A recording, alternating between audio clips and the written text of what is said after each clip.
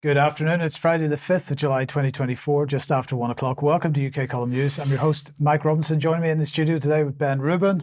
And by video link, we have Debi Evans and Cheryl Granger. Well, it's a bit of a depressing day, isn't it? It is a bit of a depressing day because we have a new Prime Minister. The old one, well, I'm not going to torture you for too long. We've only got 14 seconds of his comments at the count, so let's have a listen to this. The Labour Party has won this general election, and I have called Sir Keir Starmer to congratulate him on his victory. Today, power will change hands in a peaceful and orderly manner, with goodwill on all sides. Absolutely it will, because we've had a uniparty for the last lot of years. So the question is, will this make any difference? And of course, for anybody that thinks that by voting this way and getting rid of the Tory party in this way, because this seems to be the only motivation for most people has been just to get rid of the Tories and not worry about what Labour was actually going to do. The question is, what are we going to get with Keir Starmer? So let's bring him on screen. And of course, we're going to get the war agenda and we're going to get the World Economic Forum agenda, because sitting on his shoulders are Tony Blair and Klaus Schwab. That is, he made the statement, would he prefer Parliament or Davos? And Davos was the answer. And of course, Tony Blair's absolutely got his hand right up his jacket there or wherever. So, what can we say about Keir Starmer? Many, many questions, as we've covered over the last number of months, about his career and so on, but no question where he is going to be taking us. So this is not a victory for socialism by any means, because he's not a socialist, and he's not any more than I am anyway. But of course, some people were celebrating, or one or two people were. Nigel Farage celebrating. The Reform Party, as we'll see in a second, got 4 seats. That's fewer than perhaps some people, including themselves, expected, but nonetheless, he was having a glass of wine. Who was commiserating? Well, Liz Truss, of course, hardly any surprise there. Penny Mordaunt, Jacob Rees-Mogg. Sorry, who's this? Shapps. Grant Shapps, yes. Sorry, the name has already fallen out of my skull. Yeah. So these guys, amongst the many who have fallen in the Tory party, what a shame. But what is a shame is that Andrew Bridgen did not succeed in winning his seat, nor did George Galloway. And the Telegraph decided that they would celebrate George Galloway in particular, not winning his seat, with a headline like "Goodbye Galloway." Goodbye Galloway. This is a triumph for Israel, and actually, this whole result is a triumph for Israel because Sunak absolutely behind the war policy in Israel and Gaza. As much behind the war policy in Ukraine, and undoubtedly he will be behind the war policy in just about every other part of the world that we decide to dip our toes as a country.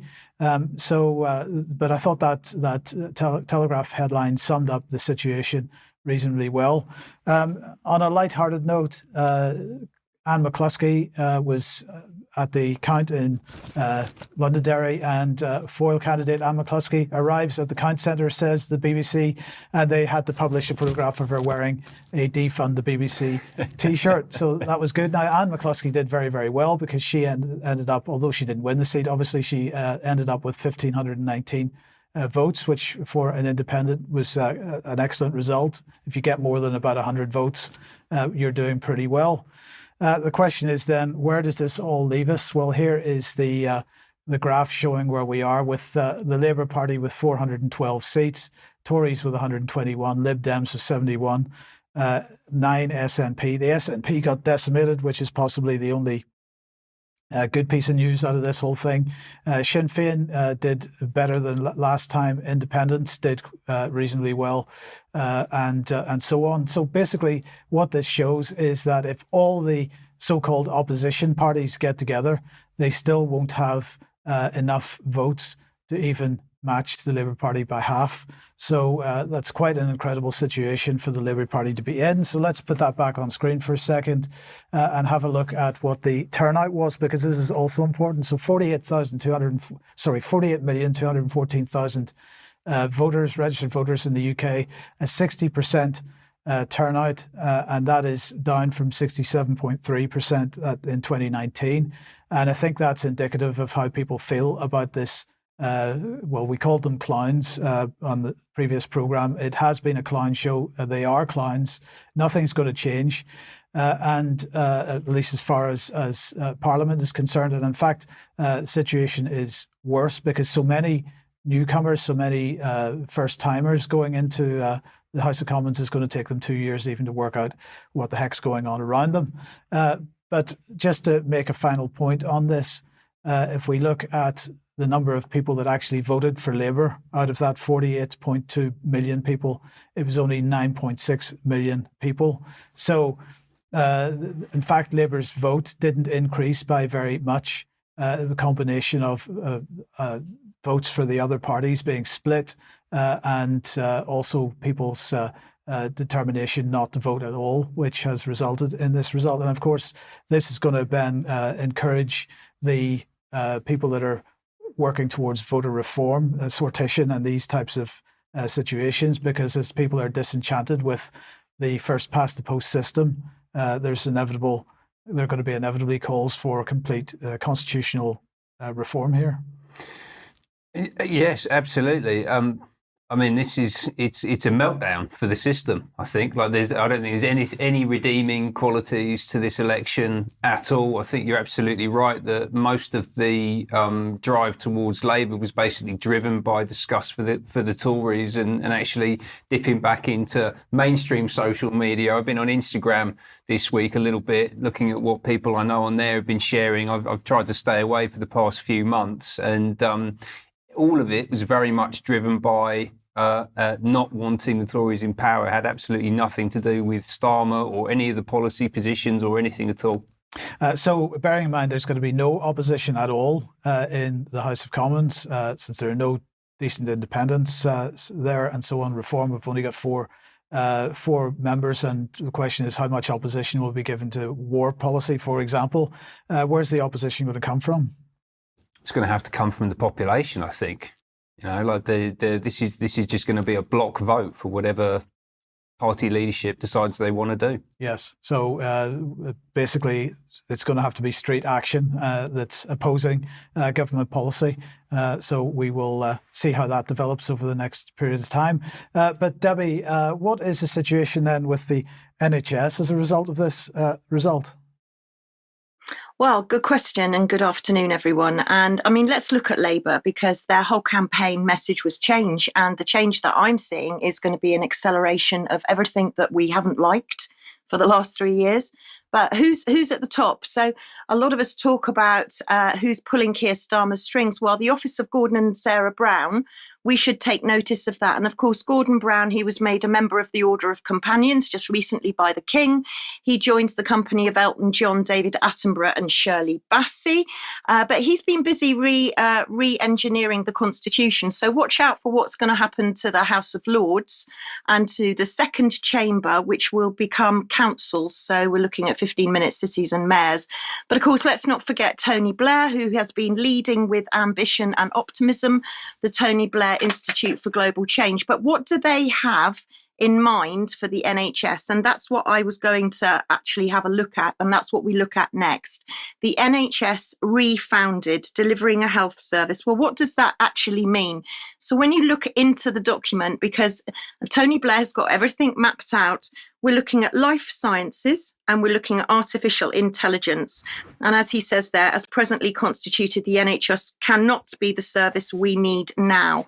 And if you go further on into that paper, you can see that what he's looking for is a full national public health data infrastructure, which is going to bring all of your data under one roof and give anybody the right to look at it pretty much anywhere. He's also going to revamp NICE, integrated care boards, and he says going further and faster on devolution is therefore essential. Going on from that, we're looking at more partnerships, this time private voluntary partnerships. They're going to be raising money using social impact bonds, and I'll come back onto that in a second. They're also going to make sure that data is transparent for the broader public and for research and development of the British life sciences sector. So once again, we've got all of this agenda and moving on. But one thing that I do want to mention, and I'll have to read it out because I'm not a financial expert, but as I understand it, a social impact bond, which is what they were just talking about then, is a pay for success new financial scheme, pay for benefit. So investors provide working capital upfront to NGOs depending upon their performance. So it looks like a nasty stranglehold to me. So perhaps we'll need to do more work. But as of yesterday, Wes Streeting was the Shadow Health Secretary. So I just thought we'd have a little look. I don't know if he's going to be appointed as minister later today. We'll have to wait and find out. But who is he? Because he's definitely had his eyes on the top job for quite a long time. The Financial Times say that is he the saviour that Labour desperately needs? Well, he's been doing a lot of work in Israel, you might be interested to know. And on his trips to Israel, he's been looking at laboratories and he's been going to medical conferences.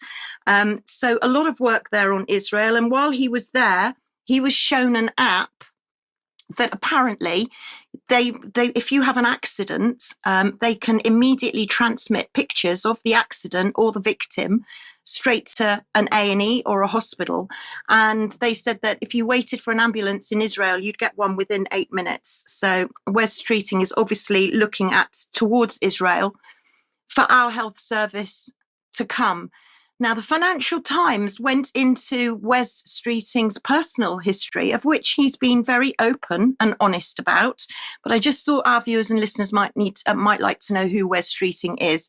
So his grandfather was an armed robber, and his grandmother, who was also ran foul of the law, shared a prison cell with the model Christine Keeler, who was in the 1960s Profumo scandal. I'm sure many of you will remember that.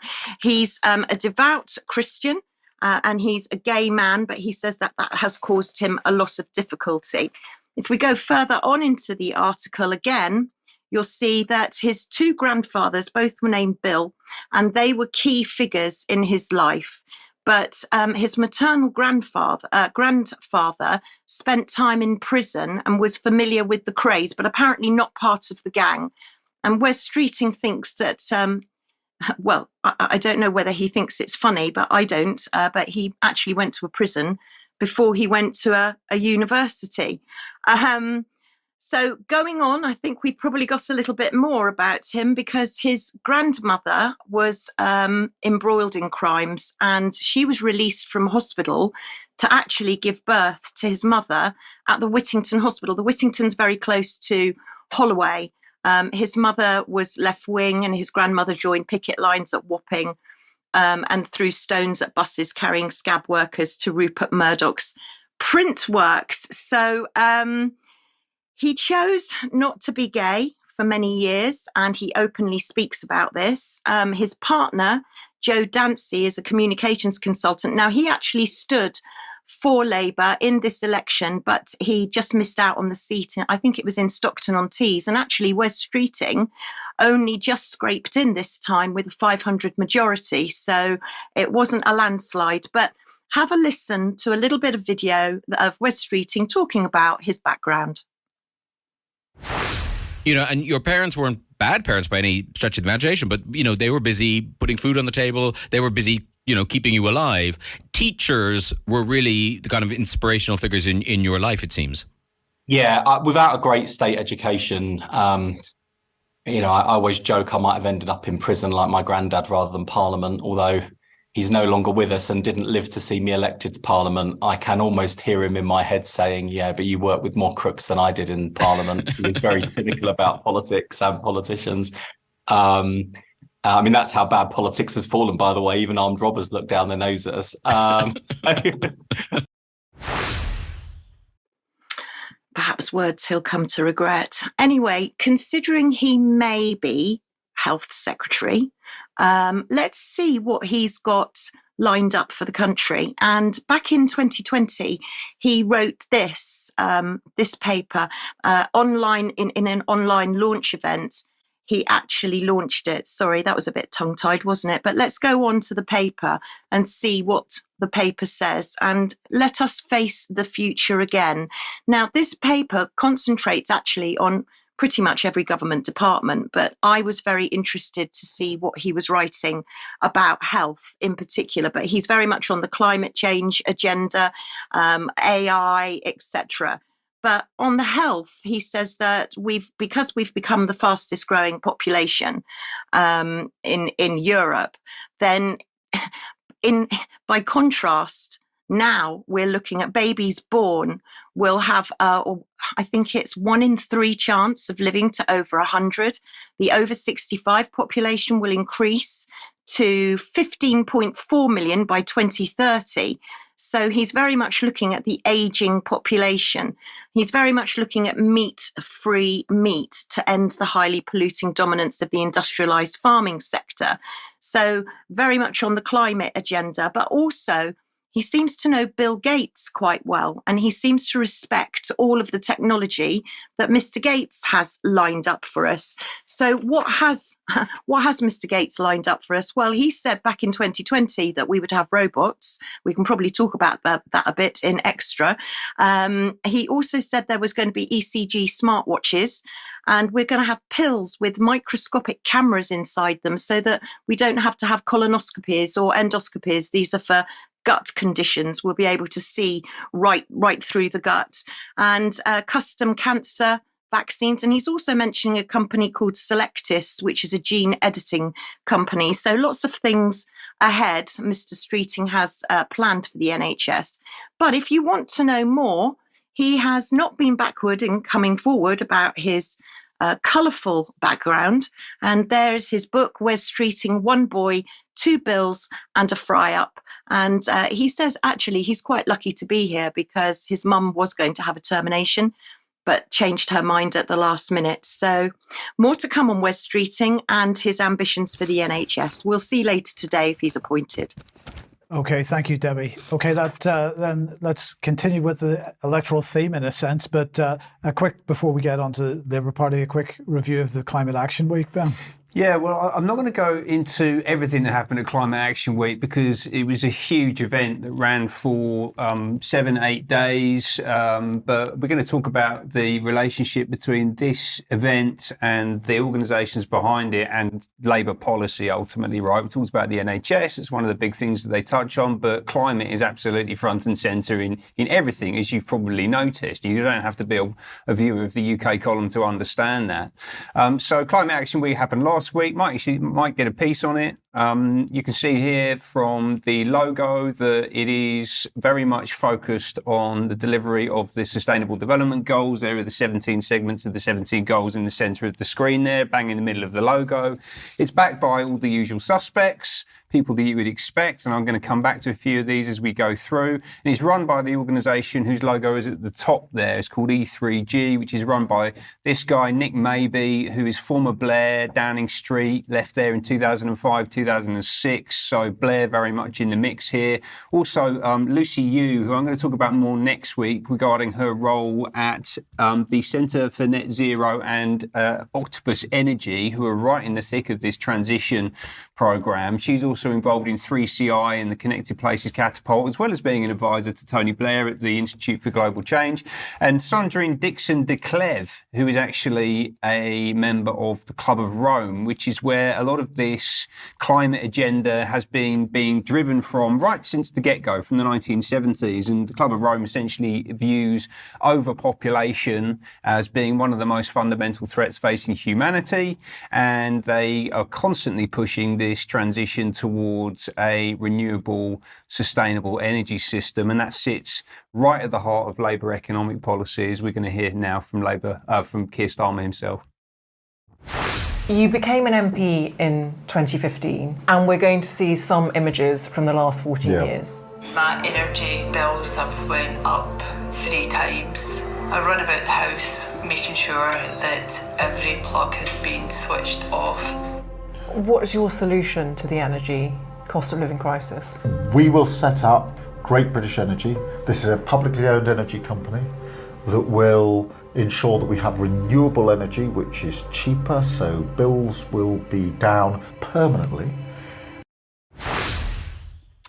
So this is Great British Energy. It's one of the main manifesto commitments made by the Labour Party. They talk about making Britain a clean energy superpower. They're going to set up this organisation. They say it's going to cut bills. I don't think that that's actually going to be the case. They talk about it in the context of independence from dictators like Putin, right? So the kind of national security, geopolitical dynamic to this is really important, particularly as we're going to see them trying to ram this through, right? This is going to be a big push to implement this new energy infrastructure. It talks about 650,000 new high-quality jobs. If this is a publicly owned entity, then that's basically that's like half of the NHS, again, on the public sector payroll. Like, this is a huge number of people they're looking to employ. And it's going to take a radical transformation of the country, ultimately, right? So it's not just about new jobs, it's about transforming physical infrastructure and bulldozing through planning legislation in particular, right? So Starmer was talking to Sky News recently and basically said that we didn't have to worry about implementing his plans because planning can be changed very, very quickly, right? So I think we should expect to see some things happening in the next few weeks even, which are going to transform the way that major infrastructure projects are approved and implemented. But only approve major infrastructure projects. Right. Green infrastructure projects. Well, exactly. Yes. So there's going to be a whole new bunch of legalese and terminology that's going to dictate what can and can't happen in the country. And I actually think that we're going to see the destruction of major parts of our cities. They're talking about building on the green belt. We've already seen, a lot of agricultural land put over to solar and wind farms, for example. The implications of this are absolutely huge. Yeah, it's all being driven out of a public-private marketplace. We talked about this one organisation earlier in the year, UK REEF, which is the Real Estate Investment and Infrastructure Forum, helping to build back better, right? So this is literally a World Economic Forum referencing organisation.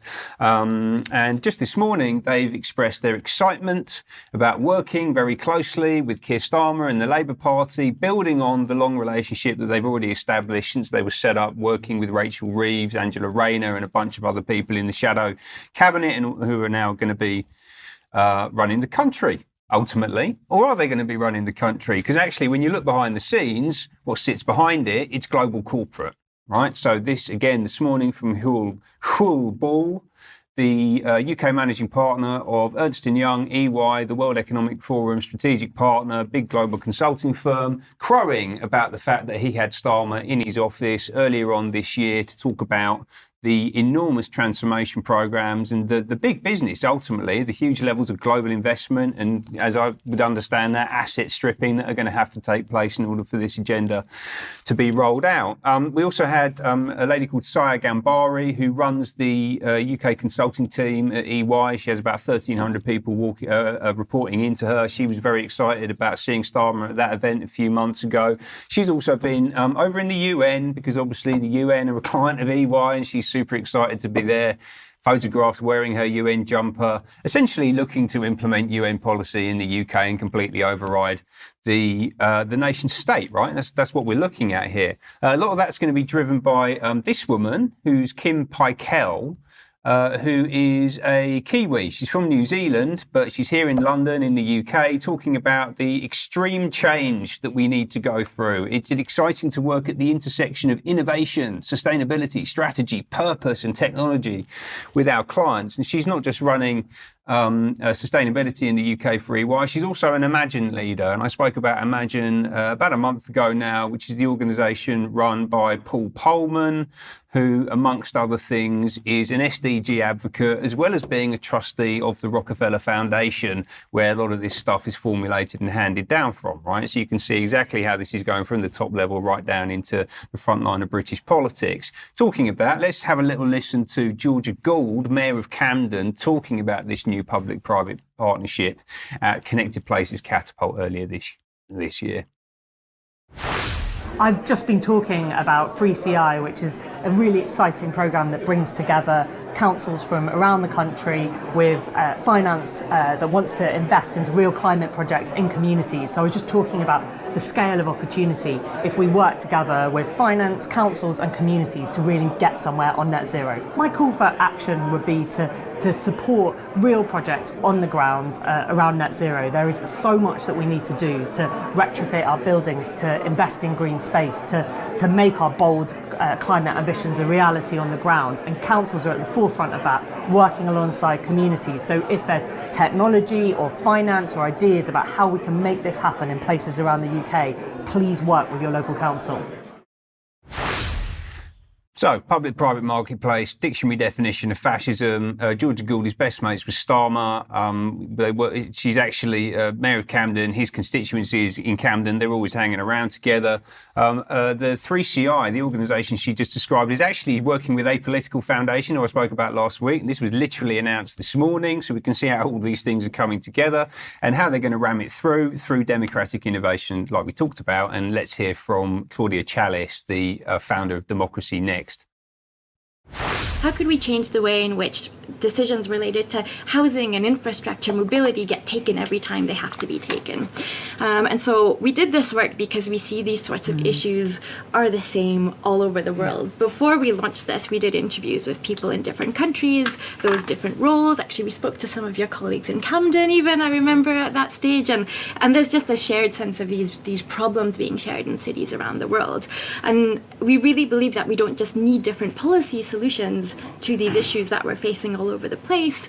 We really need a different way in which we're taking these decisions on an ongoing basis.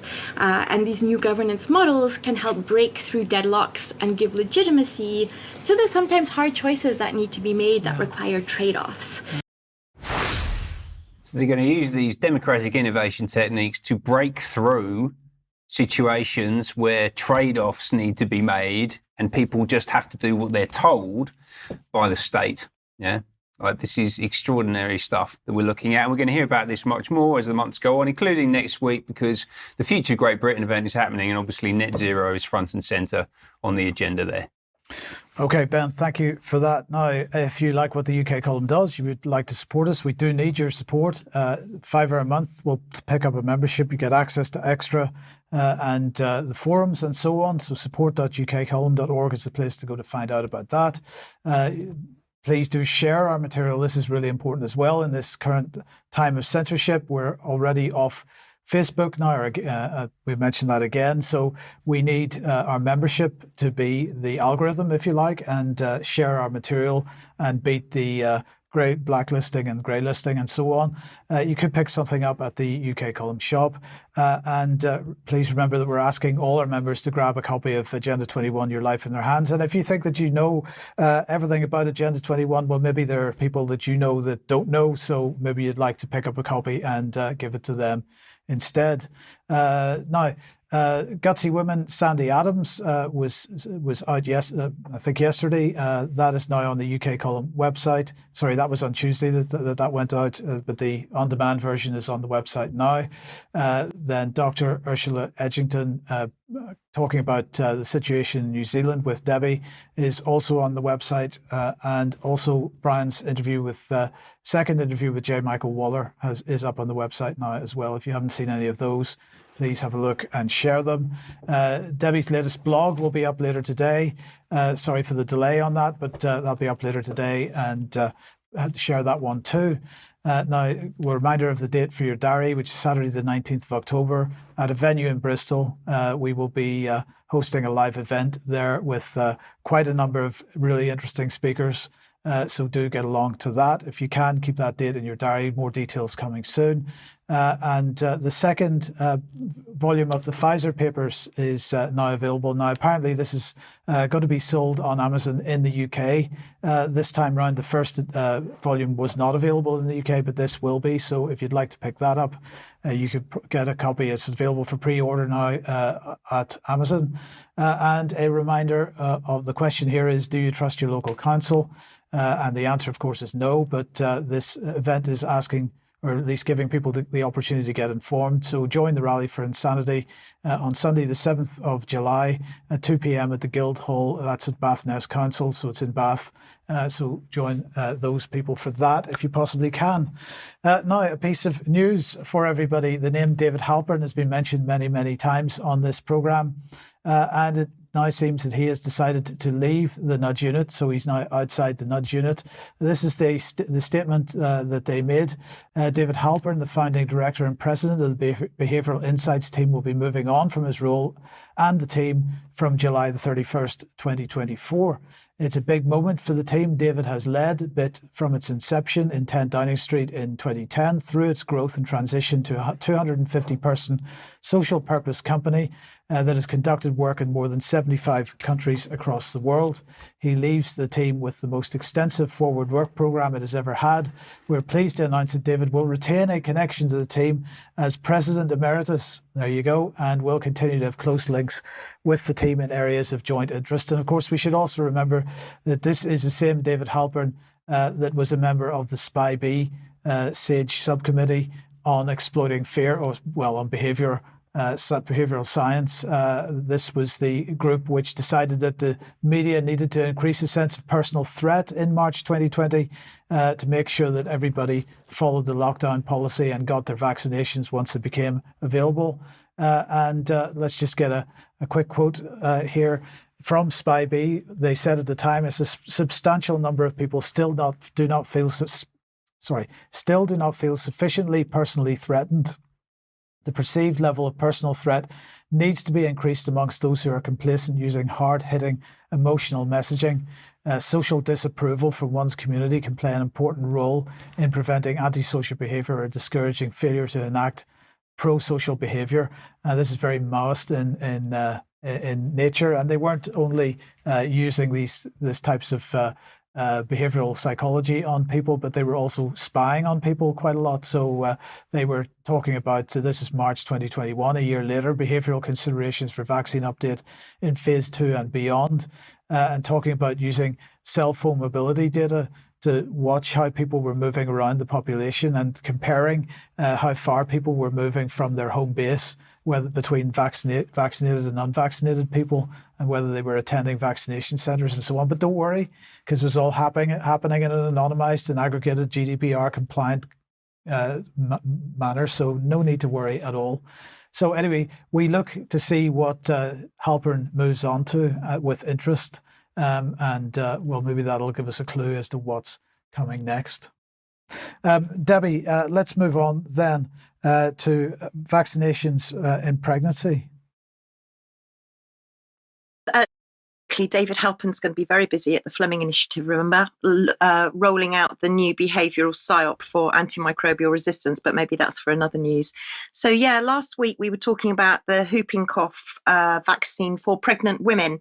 And we know that the NHS are trying to promote pregnant women to have this injection between 16 and 32 weeks. So I wanted to explore vaccinations in pregnancy, and our very good friend Cheryl Granger has very kindly joined us to explain a bit more. So Cheryl, I'm going to hand over to you now to explain what you know about vaccination in pregnancy. Hello, everybody. Thanks, Debbie. I suppose the first question to ask is, do you actually know too much about vaccines yourselves? The ones that you've had, the ones that your children have had, the ones that pregnant ladies are going to be having.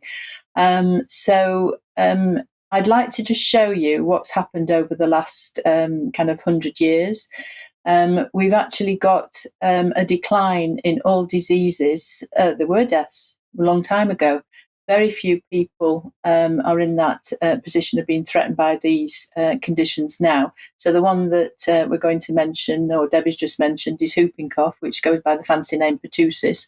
When the vaccines came in for a lot of these known childhood conditions, they actually had a decline, a very steep decline of people who were actually threatened by those conditions. So kind of bear that in mind. The other thing to point out that everything is related back to what happens in the States. So in the States in 1986, we got Congress passing the National Childhood Vaccine Injury Act, the PrEP Act. And that happened because the manufacturers stated that they could not afford to continue compensating for the excessive amount of injuries and deaths caused by their products. So what did the government do? They made it that they got complete immunity was awarded to them. And then that's when the childhood schedule took off. And that's why they're very keen to get products, vaccine products, licensed for children. So the result of that was, what were the safety studies like?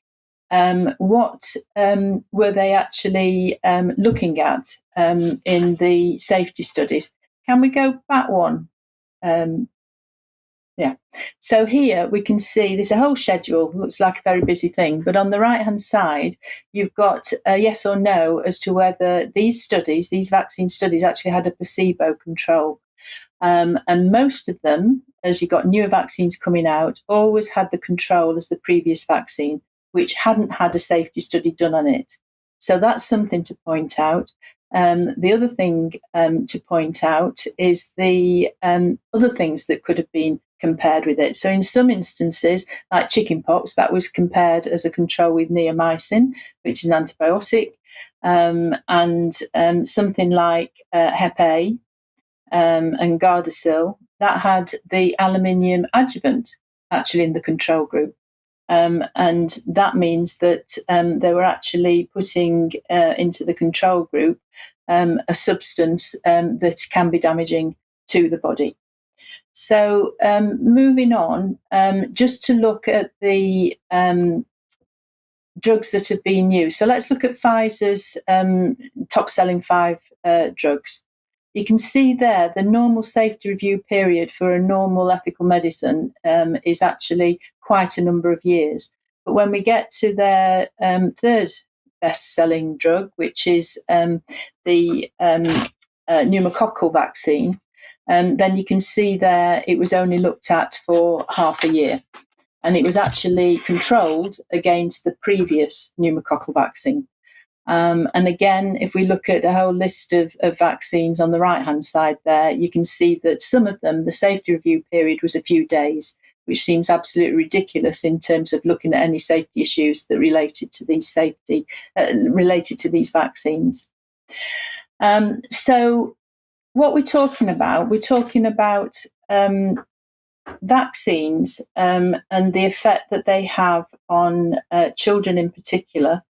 And I'd like to point some points out about children and vaccines, children's immunity systems, because if you're giving a pregnant woman a vaccine that'll affect a fetus or a baby, then when that baby's born, there could be effects. So let me make you aware of the fact that critical development of the human brain actually is very important up to the ages of about 3 years old. And any acute inflammation that the body undergoes is basically linked to inflammation. The immune system is not developed enough to receive a vaccine at this stage, and therefore you're not going to start developing immunity to anything given until the age of 2. But obviously there can be very serious effects from that inflammation that's created by those preparations that you're given. So that's why you must give more than one vaccination in childhood for a lot of these vaccines, because you don't get the effect that you want, the immunity effect, and therefore you have to repeat it. You might get other effects, you might get side effects, but you're not getting the immune effects. And therefore, if you have a chance, it's probably best to push any vaccines that you feel that you might get a benefit from into at a later age group, if you possibly can. So Debbie wanted to say a few words. Cheryl, I know we're going to go on to the UKHSA, and I know you've got a comment to make about the UKHSA in a second, so I'm going to go back to you for that. But I want to highlight, to go back to the whooping cough vaccine, because you've highlighted about general vaccines. Last week we talked about the whooping cough vaccine. And if pregnant mums out there are considering having this whooping cough vaccine, I'd like to ask them what they think they're having, because most people that I've spoken to, if I've said a whooping cough vaccine, they expect to get that, right? However, they would be wrong. If we look at the prenatal pertussis vaccine change letter that was written by the UK HSA, you'll see that they're using Adacel. That's the vaccine they're using, which is made by Sanofi. Let's not forget Professor Graham Cook at the MHRA. One of his revolving doors is Sanofi. But this Adacel, it's not just, if we could just go back a slide very quickly, because I just want to show you that it's not just a vaccine for whooping cough. It's actually a combination of tetanus, diphtheria, pertussis, which is whooping cough, and non-inactivated polio. So ladies, you're not just getting one solution for whooping cough, you're getting a lot more. It also recommends that you have the injection between 16 and 20 weeks, but you can have it up to 32 weeks. So I went and had a look at the manufacturer's instructions and at the FDA.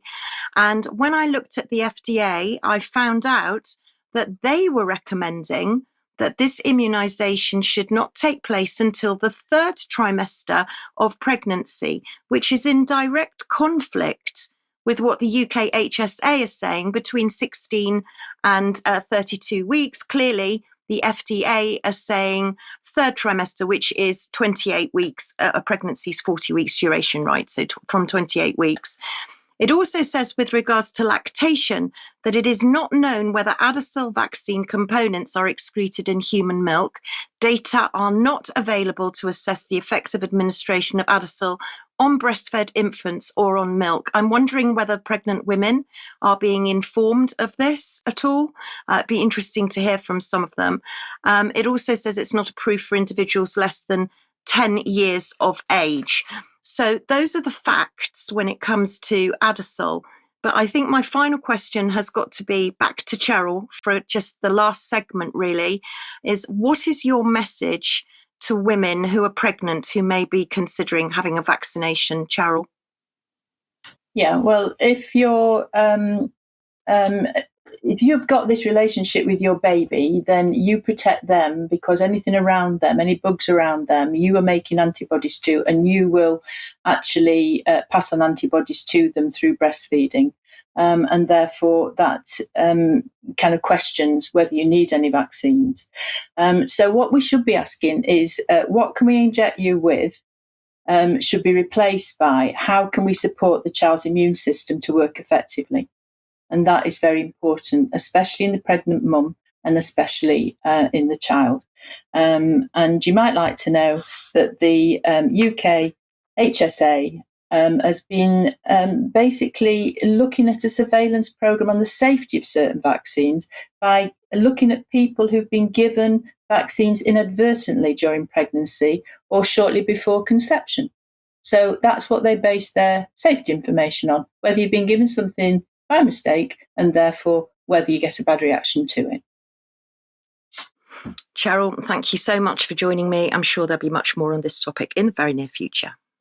Okay, thank you, Debbie and Cheryl. Now, I just want to put this graphic back on screen again and just clarify something there, because Cheryl was making the point that if you look at the right-hand side of each of those graphs, which is on the left-hand side of the screen, you'll see where the vaccines were introduced, and you'll see, as Cheryl was making the point, that the effectively the diseases had been beaten already before the vaccines are introduced. And the point I wanted to make was that what we tend to see, the graphs, the versions of these graphs that we tend to see published are just showing the very right-hand side of that, where of course where the disease were already beaten, and just going to draw a parallel there to what happens with climate science as well, where they tend to only show a very few number of years, implying therefore that we have this massive rise in temperature, when in fact if we extend the graph over a couple of thousand years, several thousand years into the past, we don't see the same trends.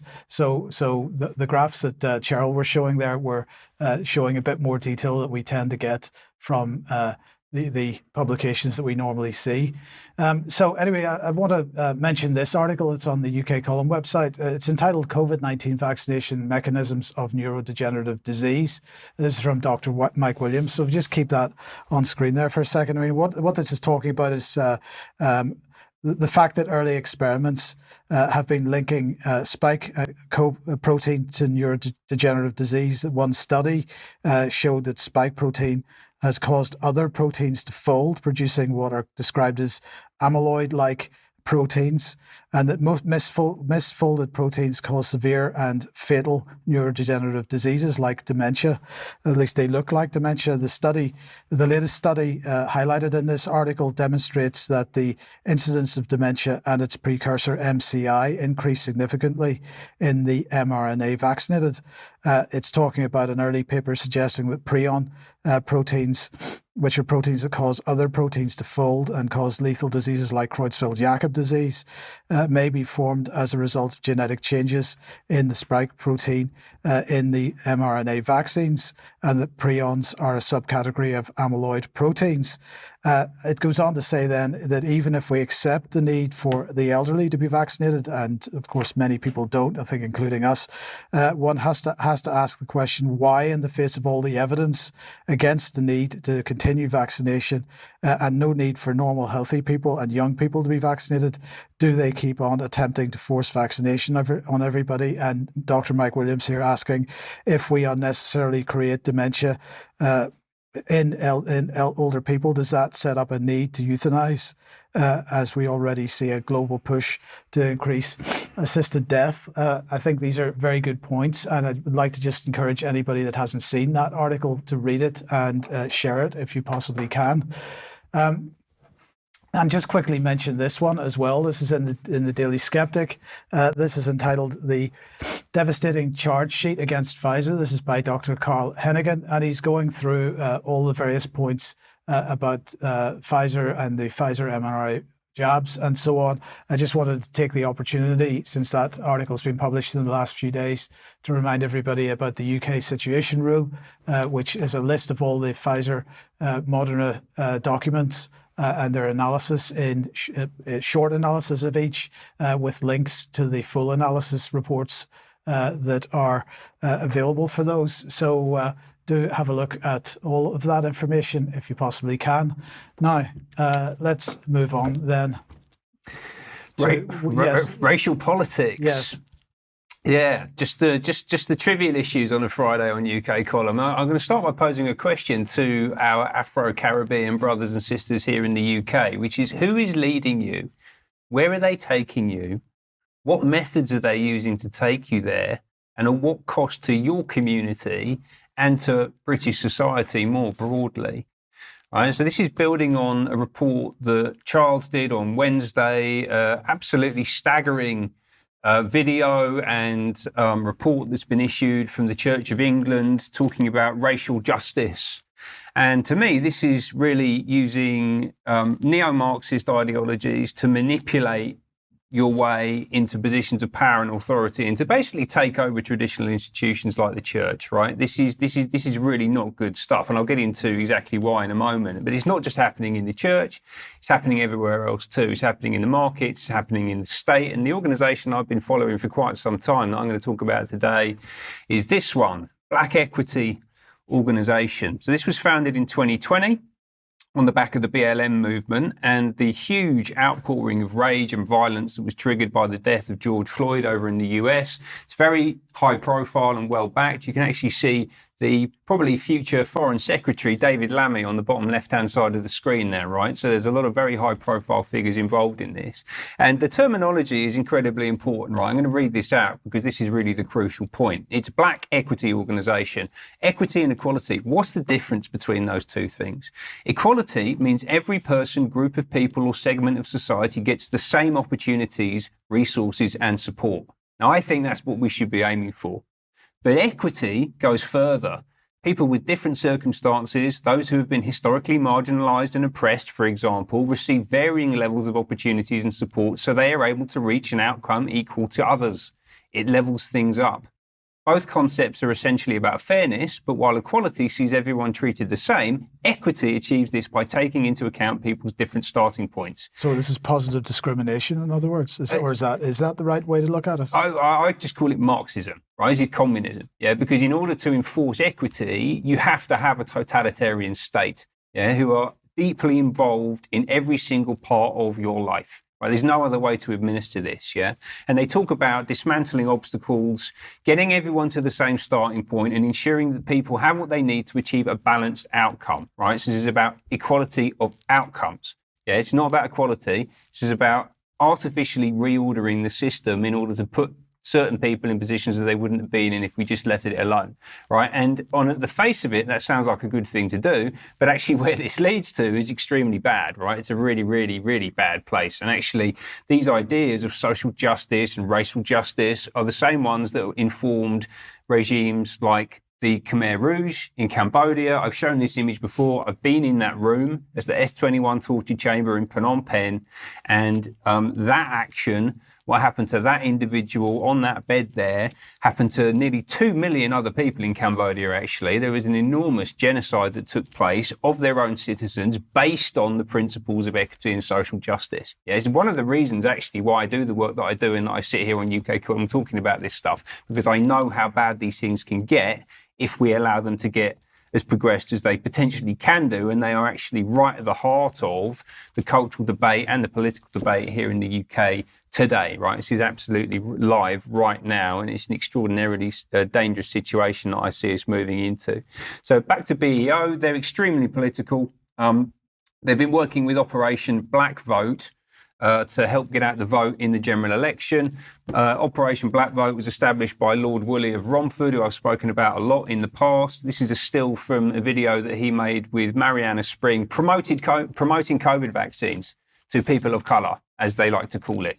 Right, so you really got to question his judgment and the judgment of his organisation and the methods used by him and that organisation, regardless of race. It's got absolutely nothing to do with his skin colour or his racial background. Right, it's just to do what he's done and these organisations have done and are doing and are going to do in the future if we allow this stuff to continue. Let's have another look at the mission of Black equity organisations. So they exist to promote economic, legal, social and political equity. And at the bottom there, we can see we are here to be a powerful advocate for Black people in the UK and work towards the dismantling of systemic racism in our society. Elsewhere on the site, it goes on to say that BEO is here to help society wipe out racist views, which is difficult to take seriously, actually, from an organisation who positions itself as being for one race. Yeah, if you're for one race, then you have to be racist in some sense. It's ridiculous to suggest otherwise. They also say here, a bit further down, that BEO is serious about hard facts, which is great, because we're serious about hard facts too. This is what UK Column is all about.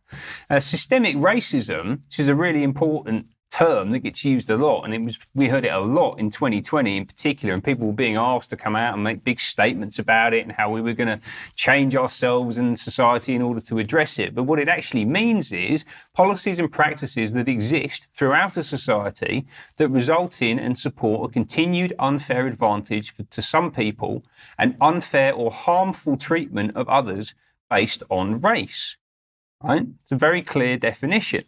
Now, we don't live in a systemically racist society in this country. There are no laws, no policies or practices that support an unfair advantage to people based on their race. They don't exist. And actually, we've done more than almost any other nation on earth over the past several decades to make that so. Yeah, I think that we stand out, actually, as a society in addressing racial issues. I don't think systemic racism exists in this country at all. And actually the best hard facts, the best evidence to support that is looking at the board of Black Equity Organisation. And we can see here, Dame Vivian Hunt, DBE, Karen Blackett, OBE, Kwame Quay, OBE, David Olusoga, OBE, Marcia Willis-Stewart, KC, King's Counsel, she's a barrister. If we lived in a society where people were prevented from progressing to the upper levels because of their race, then none of these people would exist.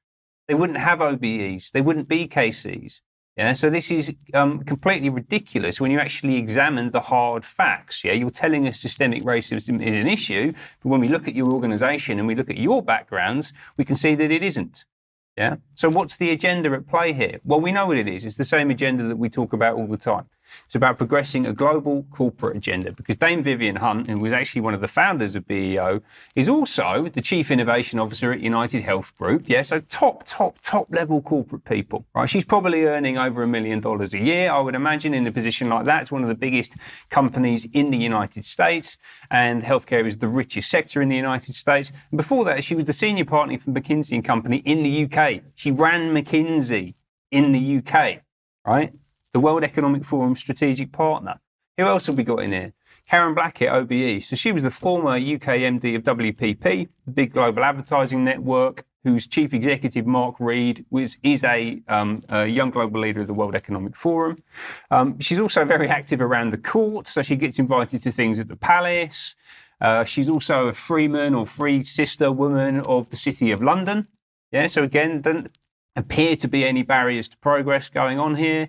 And she's also really close friends with this woman, Joan Sarpong, also OBE, who I'm going to talk about now. Joan Sarpong is fascinating because, again, she sits right in the midst of this racial justice, transformation of society narrative that we're constantly being pushed. But where's that coming from, right? And what's her background and what's she all about? Well, first of all, she's a member of Imagine, the same group that I talked about earlier. So she works with Paul Polman, who is a trustee of the Rockefeller Foundation, one of the top SDG advocates working at the UN. She also recently hosted the EY Entrepreneur of the Year Award, working directly with Carmine DeCibio, the outgoing CEO and chair of EY. EY, again, World Economic Forum strategic partner, and Carmine DeCibio actually being on the Council for Inclusive Capitalism, which is Linda Rothschild's philanthropic group. June Sarpong is standing alongside him, being paid to help them deliver their event. There she is at the launch of the Earthshot Prize with Michael Bloomberg. Prince William was also there. You can see the social connections. And there she is hanging around with Mark Carney. Look how much fun they're having.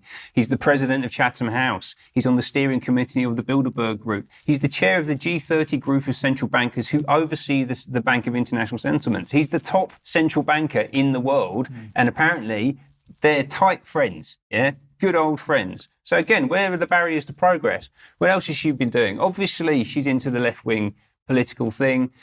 She's hanging around a couple of days ago with Meti Choban from My Life, My Say. I don't have time to go through all of the logos on the left, that you can see them right there. And of course, that means she's a big supporter of the Labour Party because change. Yeah, we all want change. Yeah, let's have a little listen to her speaking now.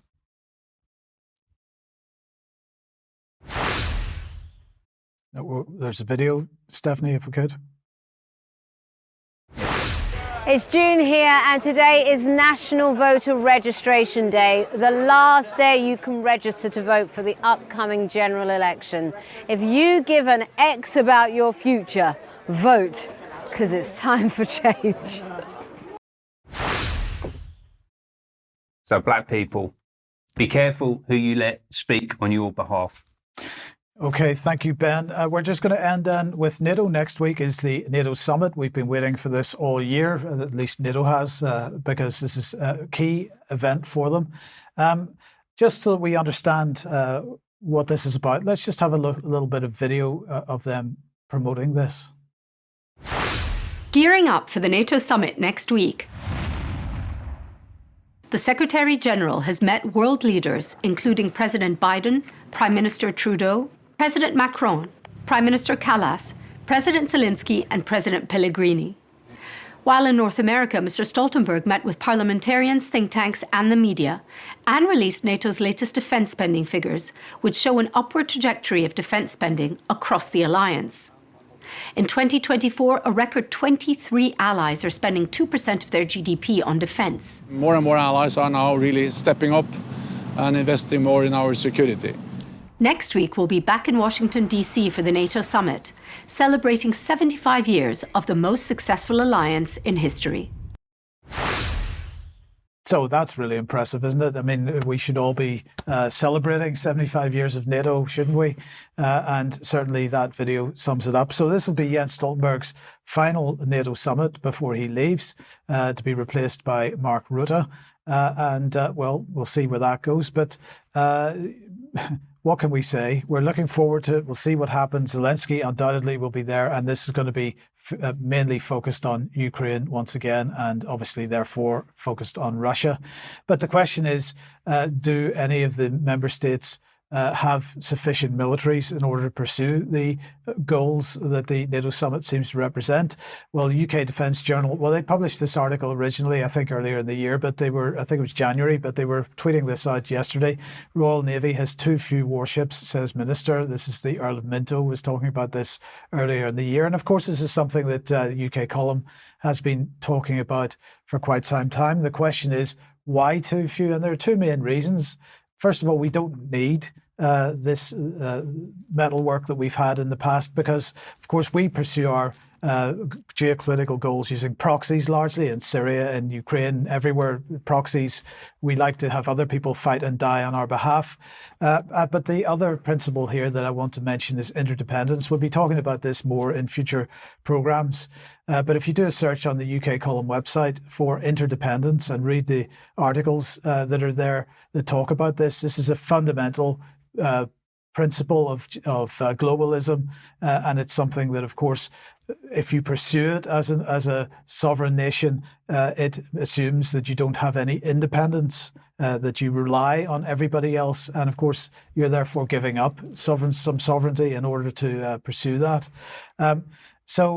Anyway, NATO all published this little graphic as well, just to give you an idea of how sort of interdependent we all are, because they're talking about the collaboration that's needed between the various countries, the various international organizations like the EU and the United Nations and so on. And so this contributes to our safety and our security. But of course, what we also see increasingly is interdependence with respect to narratives and no opposition within this organization and within the countries that are members of it and within the countries that are also aligned with it. So an extremely dangerous situation. We'll have more to talk about this next week when the NATO summit actually takes place. But just to let you know it's happening and we can imagine what comes after it. We'll be interested to see who Keir Starmer decides to send to it. And we got to leave it there for today. So I'm going to say thank you very much to Ben, to Debbie, and to Cheryl. We'll be back in a couple of minutes for some extra. Hope if you're not a UK Column member and you're not joining us for extra, hope you have a great weekend. And we'll see you as usual 1 p.m. on Monday. Bye-bye. Bye-bye.